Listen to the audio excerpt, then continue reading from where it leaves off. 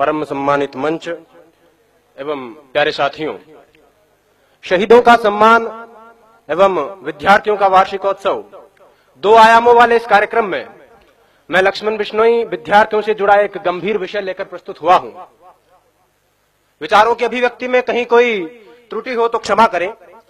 मान्यवर, भीगती मसों और फूलती नसों के दिनों में अपने घर से सैकड़ों किलोमीटर दूर एक छोटे से 10 बाई 10 के कमरे में निपट अकेला बैठकर रो रहा एक किशोर अपने मन मस्तिष्क में चल रहे झंझावातों चक्रवातों को झेल रहा होता है, अपनी मनस्थिति को कोस रहा होता है।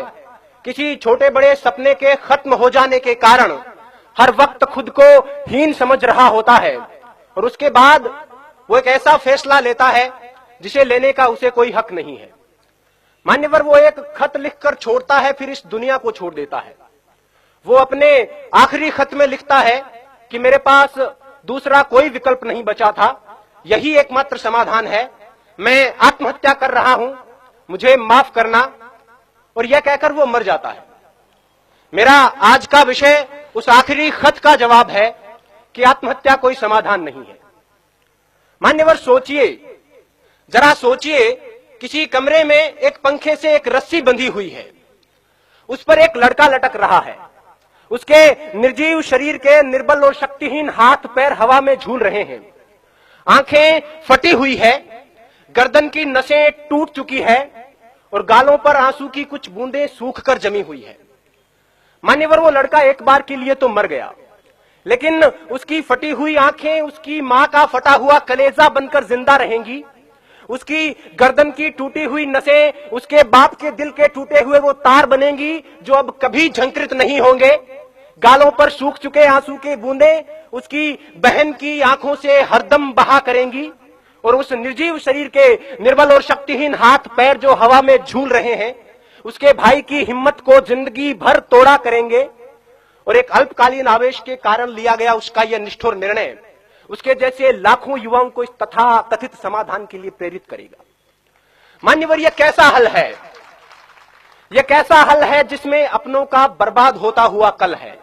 खुदकुशी करने वाला इंसान खुद तो एक बार मर जाता है, लेकिन उसके यार दोस्त, उसके घर परिवार के लोग, उसके रिश्ते नाते के लोग बार बार मरा करते हैं। वो हर वक्त खुद को अपराधी समझते हैं और इस संतरास के कारण वो जीते जी मरे हुए के समान होते हैं।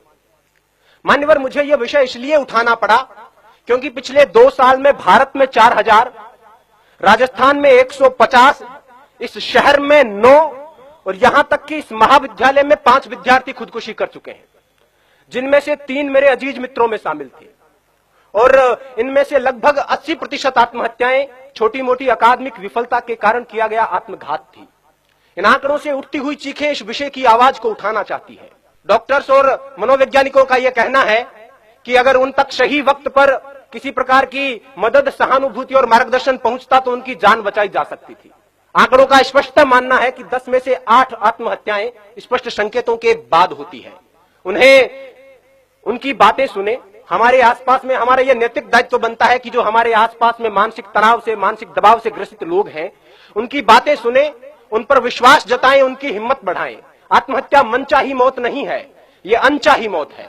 मरना उन्हें भी अच्छा नहीं लगता, लेकिन घबराकर एक क्षणिक आवेश में यह निर्णय ले लिया जाता है। उन्हें यह बताएं कि यह कोई समाधान नहीं है। अब तो घबराकर यह कहते हैं कि मर जाएंगे, मरकर भी चैन नहीं मिला तो किधर जाएंगे। सही वक्त पर उन तक पहुंचाया गया मानसिक प्रोत्साहन उनकी जान बचा सकता है। जो खुदकुशी करना चाहते हैं उनके लिए मेरा यही संदेश है कि जब कभी यह लगने लगे कि अब तो बस आत्महत्या ही एकमात्र उपाय है, खुदकुशी ही एकमात्र समाधान है, तब अपनी आंखें बंद करके अपनी भविष्य दृष्टा कल्पना शक्ति से अपनी मौत का मंजर देखिए। अगर सफेद कफन ओढ़कर जमीन पर पड़ी अपनी लाश के पास शुद्ध बुद्ध खोकर बेहोश हो चुके अपने मां बाप, रोती कलपती बहनें और दहाड़े मारकर चीखता भाई नजर आ जाता है तो उनके होठों के तबस्सुम को अपने जीने का बहाना बना लेना। अपने शोक, अपने सपने जो आपकी मौत के साथ किसी और मायने में पूरे हो रहे हैं, उन्हें पूरे करने को अपने जीने का बहाना बना लेना। अपनी कला को विस्तार देने को, आगे के जीवन को निहार लेने को, दूसरों को उपकार देने को कोई भी बहाना बना लेना। जीने के बहाने लाखों हैं।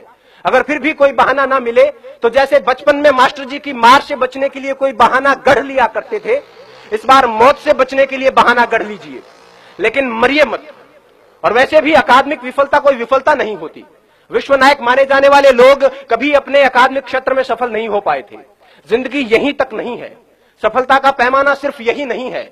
महात्मा Gandhi, Gurudev Rabindranath Tagore, Thomas Alva Edison, Newton, Steven Spielberg, Mark Zuckerberg, Sachin Tendulkar, Bill Gates अपनी स्कूल कॉलेज की परीक्षाओं में कभी सफल नहीं रहे थे, लेकिन जीवन में अपने अपने क्षेत्र में उत्कर्ष तक पहुंचे, पराकाष्ठाओं तक पहुंचे। अतः छोटी मोटी विफलताओं को दिल से न लगाएं, छोटे मोटे सपनों के पीछे जीवन बर्बाद न करें। गोपाल दास नीरज जी की पंक्तियां हैं कि छिप छिप अश्रु बहाने वालों, छिप छिप अश्रु बहाने वालों, मोती व्यर्थ लुटाने वालों, कुछ सपनों के मर जाने से जीवन नहीं मरा करता है। सपना क्या है? सपना क्या है? नयन सेज पर सोया हुआ आंख का पानी, और उसका टूटना जूं जागे कच्ची नींद जवानी। गीली उम्र बनाने वालों, डूबे बिना नहाने वालों, कुछ पानी के बह जाने से सावन नहीं मरा करता है।